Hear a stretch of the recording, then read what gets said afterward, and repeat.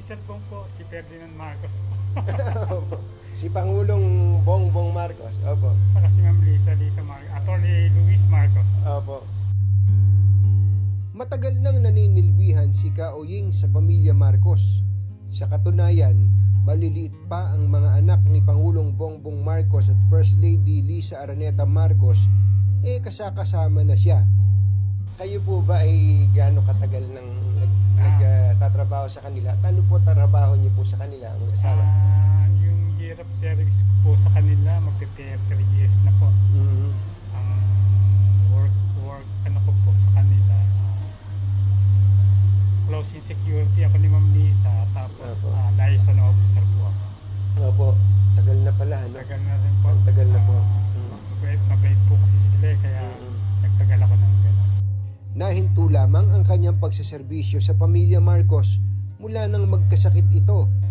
Nung pong nagkasakit kayo, na nandun kayo sa Pilipinas, pagka po kasi katulad nung karamdaman ninyo, hindi po basta-basta ang gastusan dyan. Apo. Tapos, sa magandang ospital pa, St. Luke's, kayo dinala. Apo. Paano po yung gastos nun? Ganito po kasi yan nung una, nung wala pa yung October, nag-diagnose ako ng May sa San Pedro. Opo. Kasi sa San Pedro Laguna po ako umuwi eh. Opo. So meron akong card, ginagamit ko yung card syempre. So kakapa-check up ko po sa doktor sa amin, naubos Naubos, yung, yes, yung coverage yung nun. medical ko po. So nung mag-October po, parang walang nangyayari, hindi nakikita yung ko. Tinatanong namin sa doktor ko anong sakit ko ba talaga. Opo. Hindi po nila maibigay. Ngayon na nag-second opinion kami, tumawag yung anak ko kay Ma'am Lisa Marcos, Opo. na ma'am, hingi po sana kami ng second opinion na pwedeng pa-check ulit kung anong, kasi naubos na nga po yun. Opo. So maganda naman po yung response ni Ma'am Lisa. O sige, ganito, bibigyan ko kayo ng kung sinong doktor ang gusto nyo piliin sa St. Luke's, kayo na lang mamili kung sino. At yun po ay sinagot po ng mag-asawa. Sinagot po ng ng boss namin yun. Yay! First cycle done. Thumbs up na naman. That time po nung nag-message po siya sa amin na she'll take care of everything po talaga, sasagutin niya lahat, and sobrang grateful po kami. Actually, before pa lang po, kahit nung wala pang sakit si Papa, kasi sila yung reason kung bakit din kami nakapagtapos kaming apat, na solely si Papa lang po yung nag-work that time. Anong maibabayad niyo sa inyong pamilya sa Sabi ko hindi po namin kayang bayaran ng pera din po, kasi hindi rin naman po kami ganun, pero ang palagi po namin parang as payment po namin para sa kanila, every night po pinagpe-pray namin sila, and sabi ko nga po, mag-serve po kami talaga sa family nila hanggat kaya po namin. Akalain niyo yun? Sinagot din ng pamilya Marcos ang pagpapagamot ni Kao Ying sa Singapore. Nung pong nagpasya na dalhin po kayo dito, paano niyo po narating yung desisyon na yun? After na po nung chemo na 5 cycle, na-stop na po yun. Pinarasis na po ng sekretary yung pagpunta namin dito, yung ticket, yung kay ambassador, na kasi Mahigpit pa lang. Tama. Nako, na-experience ko po yung mahigpit na yan. So, nag-granted naman. Okay naman po. Sana nakabiyahe kami ng maluwag. Opo. Pero nung pong nag-suggest siya na daling kayo dito sa Singapore, hindi ba nyo nasabi na, ma'am, sobra ng laki yung gastos ninyo?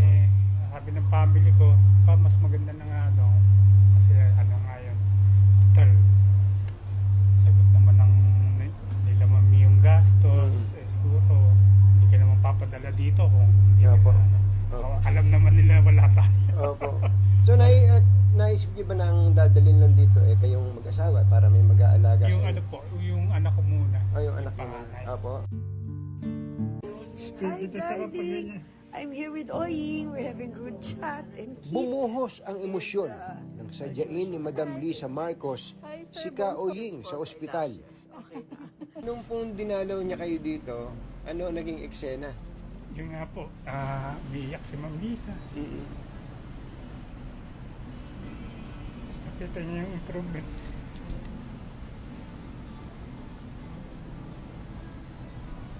Kasi, matagal na ako nagpalo sa kanya.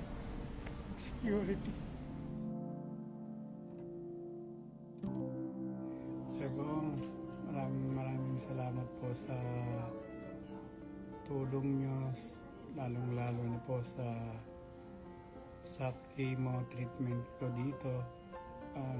Sobrang blessed po kami sa family Marcos. Pagpalain po kayo ng mahal na Panginoon sa ginagawa niyo po sa pagtulong sa akin po. Nagpapasalamat po ang pamilya ko na lubos na pagtulong niyo sa akin. God bless po sa kampanya. Alam ko na sobrang busy niyo. Pinagpe-pray na lang po namin kayo gabi-gabi, ang mga Marcos family, sa kabutihan po na ginagawa niyo po sa pagtulong. Maraming salamat po sa kay Ma'am Lisa. And Sandro, kamusta ka? Simon and Vincent. Ano po ang gusto niyo sabihin sa mag-asawa, lalo na kay Attorney Lisa po? Siyempre, unang-una, pasasalamat. Yung binuntong puso nila, bihira po kung... siguro naman po, bihira kayong makakita ng ganyang amo na yung pagkaraniwang staff niya na daling dito sa anak. Bihira po yung ganon. Opo. Siguro sa 1,000 baka nag-iisa na. Kaya swerte kami, napakaswerte.